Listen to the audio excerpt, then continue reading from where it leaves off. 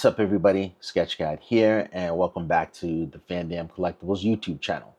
So today I have a special treat for you guys, and I'm also going to just talk a little bit about where I'm at as a collector and just some realizations I've had, and really a triumph that I had a little earlier this year.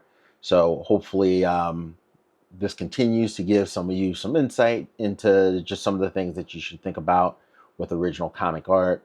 And, the highs, how things can definitely go your way if you're patient and you play the game. And just some things that I think may change as you kind of stick with this aspect of the comic book hobby long term. So at the very beginning of this year, I was fortunate enough to get my hands on what is essentially a Grail piece. I got a Jim Lee cover, y'all. A published Jim Lee cover. And of course, I'm going to talk about it. But just to be clear, in terms of what you're looking at, this is the cover for The Suit #1, which was published back in 2014. Now, to talk a little bit about this book and Jim Lee's contributions to it, I will start by saying this was a very limited publication. It was done for the Make-A-Wish Foundation. In terms of the motivation behind the book, apparently Scout, and just to kind of show you this again, Scout says for Scout Best. All right, and here's Jim Lee Sig. But Scout apparently had Crohn's disease or some other kind of digestive illness, and had this idea for a superhero. Jim Lee then came in, did the designs, and Make-A-Wish and DC Comics were able to put together a limited 300 print run one-shot based around Scout's idea and Jim Lee's design for this hero who goes by The Suit.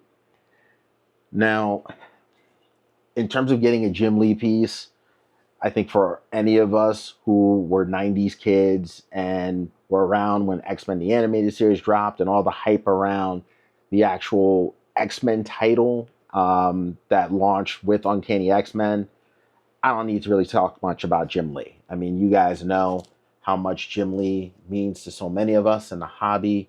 To get a published Jim Lee cover is definitely an accomplishment, but with this particular cover, I did my research. Those of you who know Jim Lee and know his work well know that Scott Williams is oftentimes his inker, and that doesn't seem to be the case with this piece. At one point, I saw something that was linking Alex Sinclair, who often does color, to it, but even that doesn't seem to be accurate. I think this is all Jim Lee, and if you know more than me about this, which is quite possible, please reach out and set the record straight. But I think this is not only Jim Lee pencils underneath this, I think this is all Jim Lee ink work.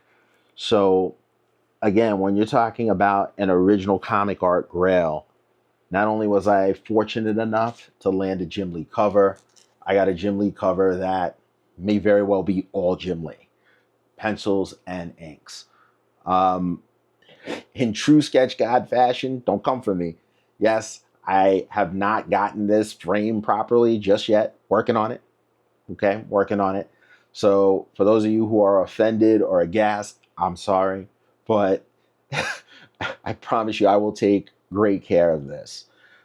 So when it comes to how much I spent for this and why I'm even making this video now, it was I guess a somewhat big news story early this summer when Jim Lee's rates for commissions were, I guess, formally released, or at least for whatever reason, it made its way into the Geek Sphere news cycle. And I think it pretty much is well known now for anybody who's a fan of Jim Lee or is interested in comic art that at this point, him and his manager, Albert Moy, they're asking for $20,000 for a Jim Lee 11 by 17 commission.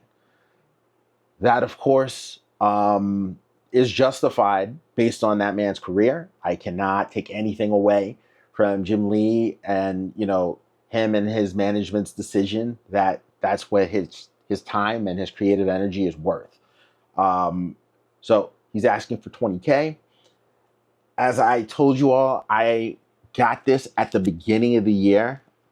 I was in negotiations with the seller right before New Year's, and this actually made it into my hands shortly after the start of the new year.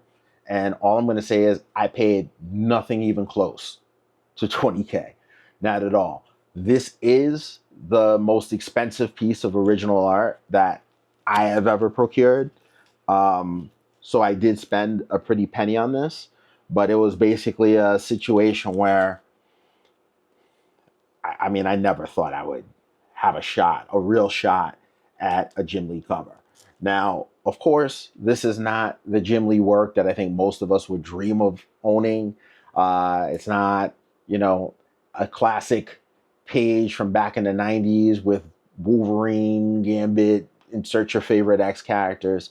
It's not that. But when I saw the opportunity and I saw that it was something that I could do, I leapt at the chance and things did work out. And one of the things that motivated me beyond just knowing how many chances am I going to have where there's a Jim Lee cover that's actually attainable price-wise for me, I had seen that there was basically this move towards asking for 20,000 for commissions back in December. So I'm not sure how it just kind of became a big thing in June, but I'm pretty sure there were, I guess, at least materials floating around. I don't know how people were really informed of that $28,000 asking price, but that news was out there in December. And so that was another thing that really factored into my decision to go after this and try to make it mine. And in terms of what this means for everybody else out there, I would say that when it comes to artists that have a name, I think now more than ever, people are growing fan bases very rapidly, mostly due to social media. But, artists catch on. And when it comes to the window of opportunity for us who aren't, either trust fund kids or self-made millionaires or just who don't have the disposable cash, you definitely need to really be mindful and pick your spots and understand what some of the cons or drawbacks may be.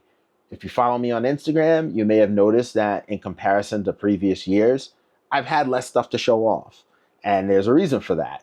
The money it took for me to actually get this piece, I had to really play it conservative for 2024. And I'm still doing that for the most part.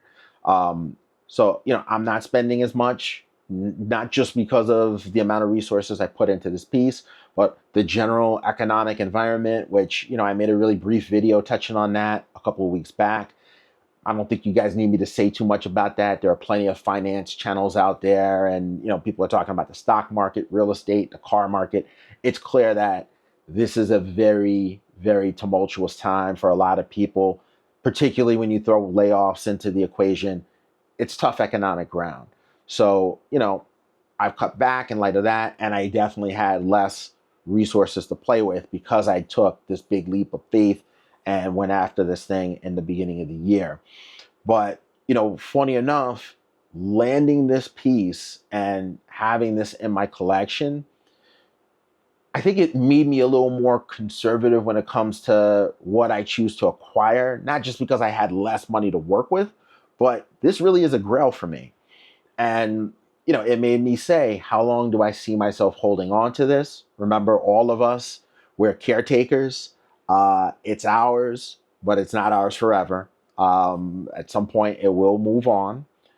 And, it's just made me say, like, what do I see myself holding on to until, I'm in that next stage of life, looking at maybe, let's say, retirement and trying to shore up funds.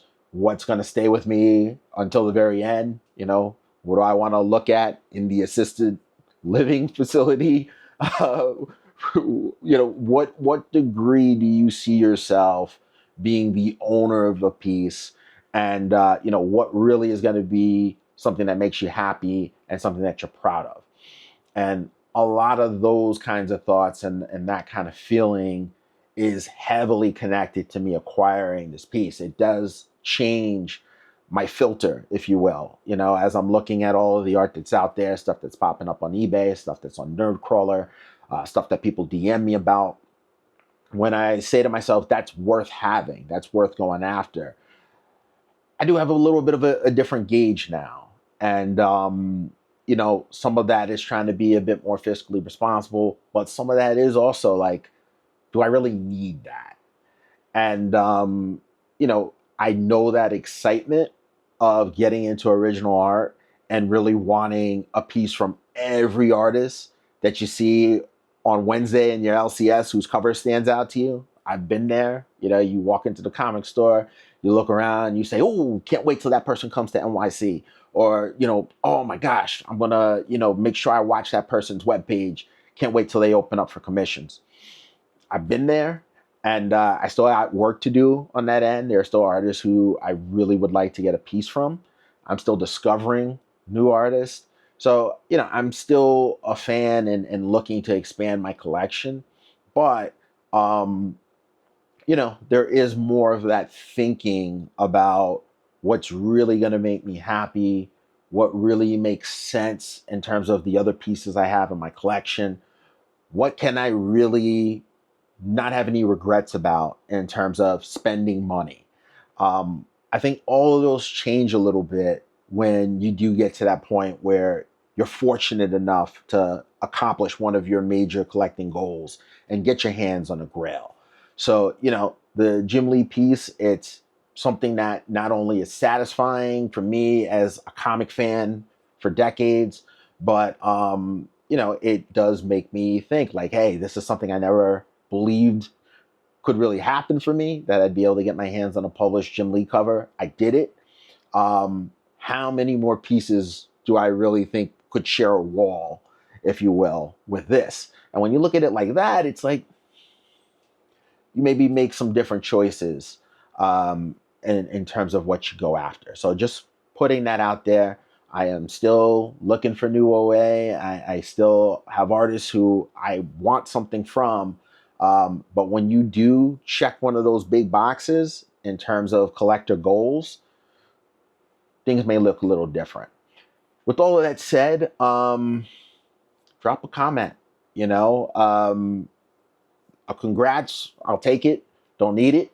Uh, More than anything, I think people should really start to say to themselves, what are your goals? Like, what do you want to really accomplish by spending this money? And believe me, it can be considerable amounts of money.